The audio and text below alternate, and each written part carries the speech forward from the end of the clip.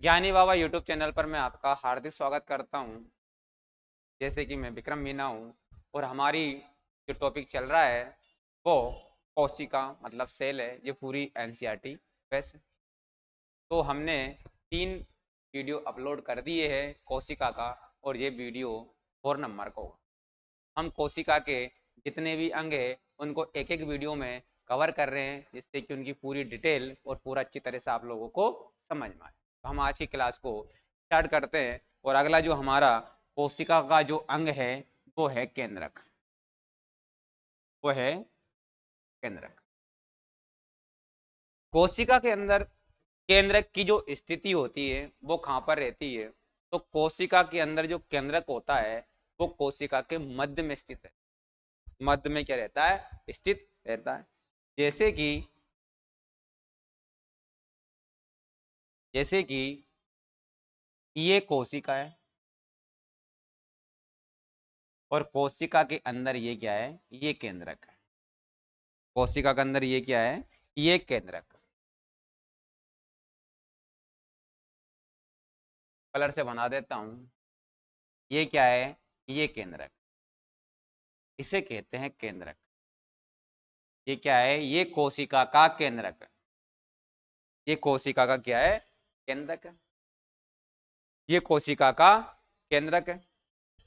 केंद्रक के अंदर एक तरल पदार्थ रहता है। केंद्रक के अंदर एक तरल पदार्थ भरा होता है और इस तरल पदार्थ को क्या कहते हैं? इसको बोलते हैं केंद्रक द्रव।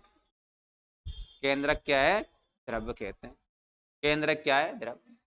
तो हमने कोशिका में केंद्रक की स्थिति देखी। जो केंद्रक है वो कोशिका के मध्य में स्थित होता है। केंद्रक के अंदर एक तरल पदार्थ होता है, उसे केंद्रक द्रव कहते हैं। केंद्रक द्रव कहते हैं। केंद्रक कोशिका का जो केंद्रक होता है उसके वर्क मतलब उसके कार्य क्या है? तो कोशिका की जितनी भी क्रिया होती है उस पर जो नियंत्रण रखने का जो काम करता है वो केंद्रक करता है। कोशिका पर जो नियंत्रण का काम होता है और निर्धारण का जो काम होता है वो केंद्रक का होता है। जैसे कि हम एक बैंक की बात करते हैं। बैंक में एक क्या रहता है? बैंक प्रबंधक रहता है। और बैंक प्रबंधक की क्या जिम्मेदारी रहती है? तो वो पूरे स्टाफ को नियंत्रण रखता है। ऐसी ही तरह कोशिका के अंदर जो केंद्रक है वो पूरी कोशिका पर नियंत्रण रखने का काम करता है। कि कोशिका के जितने भी अंग है जो हम स्टेप बाय स्टेप पढ़ रहे हैं उन सभी अंगों पर नियंत्रण रखता है। कौन सा अंग कब कार्य करेगा और कैसे उसको कार्य करना होगा, ये केंद्रक के ऊपर डिपेंड करता है। और कोशिका भी केंद्रक पर ही निर्भर रहती है। तो हम देखते हैं इसके बाद केंद्रक के अंदर एक जालिका पाई जाती है। केंद्रक के अंदर एक ऐसी धागे में ऐसी एक जालिका पाई जाती। ऐसी एक जालिका पाई जाती। इस जालिका को, ये वाली जो जालिका होती है दोस्तों, इस जालिका को क्रोमेटिका क्रोमेटिका जालिका कहते हैं। इस जालिका को क्रोमेटिक जालिका कहते हैं। क्रोमेटिक जालिका होती है वो कोशिका के अंदर और केंद्रक के अंदर पाई जाती है। कोशिका के अंदर केंद्रक है और केंद्रक के अंदर क्या है? क्रोमेटिक जालिका। तो आपको चित्र में स्पष्ट दिखाई दे रही होगी। ये रहती है क्रोमेटिक जालिका। क्रोमेटिक जालिका। और मेरे साथियों इसी केंद्रक के अंदर एक संरचना और पाई जाती है ऐसी। और इस संरचना को मेरे साथियों ध्यान से देखना, इसको बोला जाता है केंद्रिका। इसे क्या बोला जाता है? इसे बोला जाता है केंद्रिका। तो देखते हैं कोशिका का जो केंद्रक है वो बहुत इंपॉर्टेंट क्या है? अंग है। तो केंद्रक के अंदर जो तरल पदार्थ होता है उसे बोला जाता है केंद्रक द्रव। केंद्रक के अंदर एक संरचना और पाई जाती है, उसे बोला जाता है केंद्रिका। केंद्रक के अंदर एक जाल जैसी संरचना होती है, जाल आपको दिख रहा होगा, रेड से बनाया हुआ है मैंने, इसको बोला जाता है क्रोमेटिका जालिका। क्या बोला जाता है? क्रोमेटिका जालिका बोला जाता है। हम इस क्लास को आगे लेते हैं। आपको यहां तक अच्छे से समझ में आ गया होगा। हम आगे चलते हैं।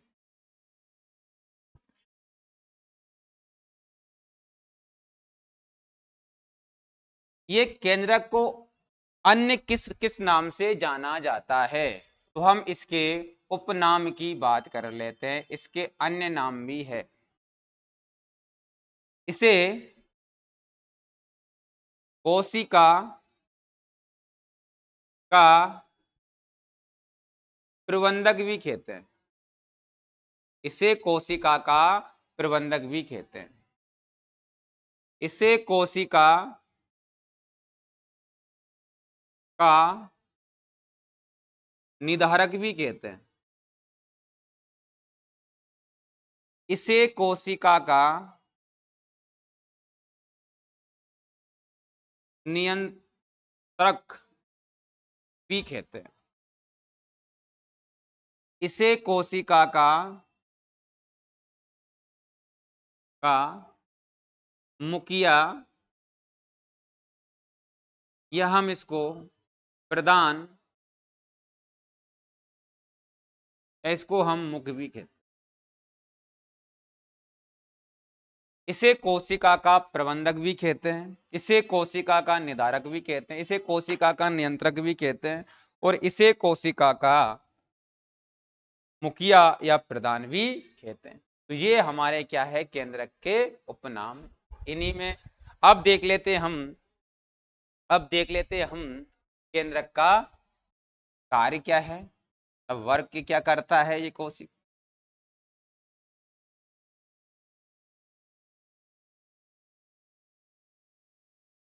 केंद्रक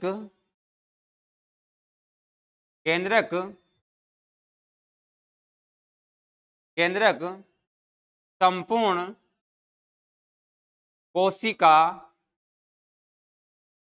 संपूर्ण कोशिका पर नियंत्रण रखता है। नियंत्रण रखता है।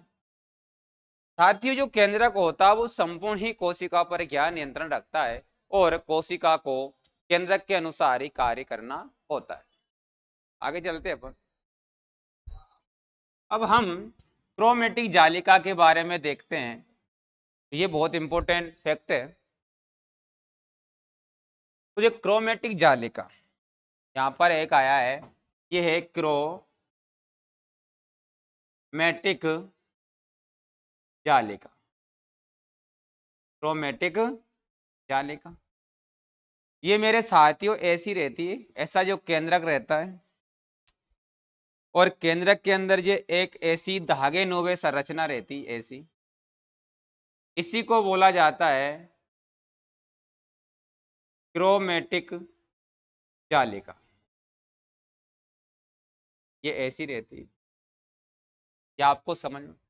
जो क्रोमेटिक जालिका है, जब ये परिपक्व अवस्था को पूर्ण कर लेती है, जब ये परिपक्व अवस्था को मेरे साथियों पूर्ण कर लेती है, तो ये क्रोमेटिक जालिका की जो संरचना होती है वो आपको ऐसी दिखाई देगी। ऐसी ये फूल जाएगी, फूल जाएगी। और बाद में दोस्तों धीरे धीरे ये वाले जो पार्ट होते हैं वो अलग हो जाएंगे। वो क्या हो जाएंगे? ये अलग हो जाएंगे। और इसके एक पार्ट को क्या बोला जाता है? गुणसूत्र। क्या बोला जाता है? गुणसूत्र।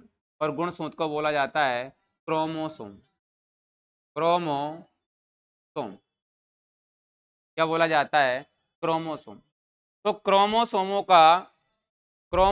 का जो निर्माण होता है वो केंद्रक के अंदर क्रोमेटिक जालिका में ही होता है। क्रोमेटिक जालिका में ही होता है।